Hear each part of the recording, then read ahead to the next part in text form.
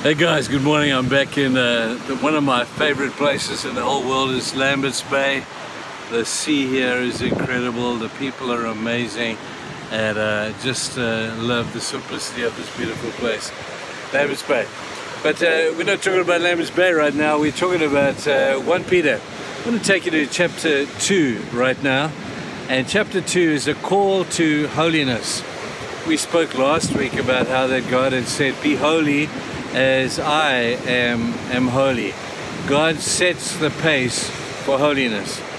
Not in behavior, although he is perfectly behaved in the sense of who he is, but perfectly behaved in our identity. So one of the things that we identify ourselves by, if we are holy, is found in this particular passage. We find that the identity of those who are holy is very easy to see. If you want to look for holy people, not just holy in behavior, but holy in identity as well. But behavior is always associated or tied very tightly to your personal identity. If we are holy in identity because God is holy, we are part of His family, we are part of who He is, part of His mission, then we are declared holy by God because of our relationship with Him. And out of that relationship should come a certain type of behavior. Now, we have been looking at aspects of that behavior the whole couple of weeks. Different things just keep sneaking in there.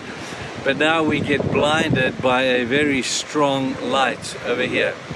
Verse 1 of chapter 2 says, "You will know you are holy when you keep from certain things."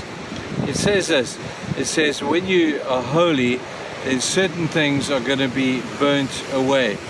It says malice and deceit and hypocrisy and envy and slander of every kind is going to be no part of a holy person's life, or it shouldn't be. The sad thing is that it can be. The sad thing is that many Christians today still battle with the issues that they battled with when they were first came into the faith.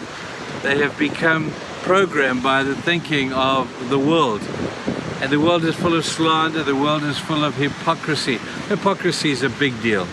Hypocrisy is bad news. Hypocrisy is where I say I'm one thing, but I behave like another. So here's the big test, people, and I'm not going to cover this thing up. You can test your behavioral holiness in association with your relational one by these things. It's all about issues primarily of the tongue. We said last week how this is so true, and again he emphasizes it again. The issues of how we speak about people and how we speak in different situations will determine so much whether we pass the test of behavioral holiness. Talks about slander. We talk about hypocrisy. I've got to tell you people, hypocrisy is a miserable thing. And kids can smell hypocrisy at 100 meters. So when parents say one thing and do another, they can smell it, they can see it.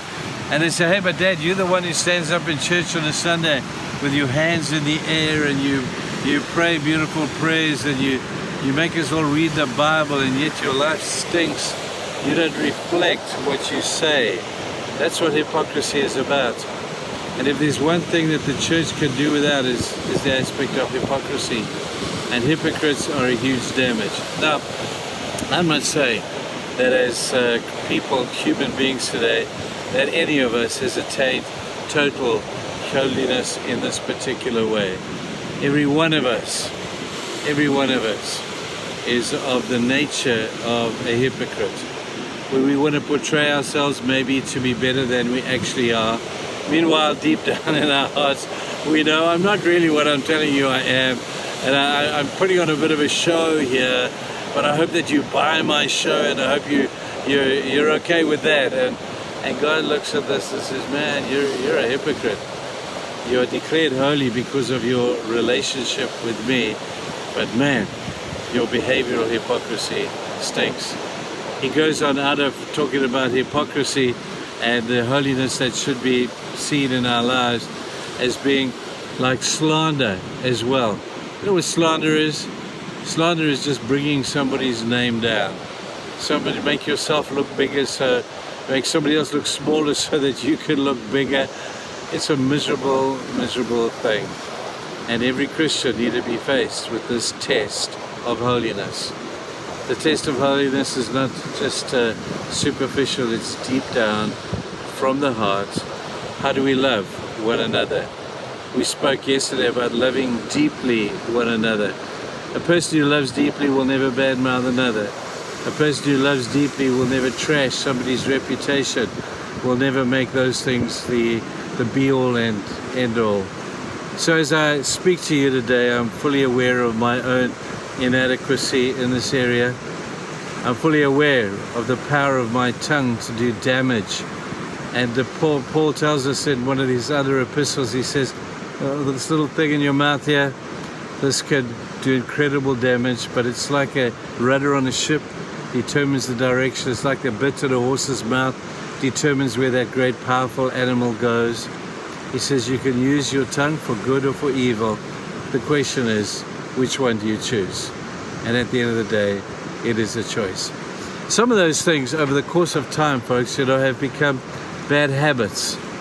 And the only way to break a bad habit is to find a good one that will replace it. So speak good of people. Take every opportunity to give lavish praise to people. Give the benefit of just sharing people with prayer when they need to be prayed for, and kindness at every page. So I pray that as you turn the pages of your life, that you will be revealing to the people around you what true holiness is and what it looks like. Have a great day. Bye.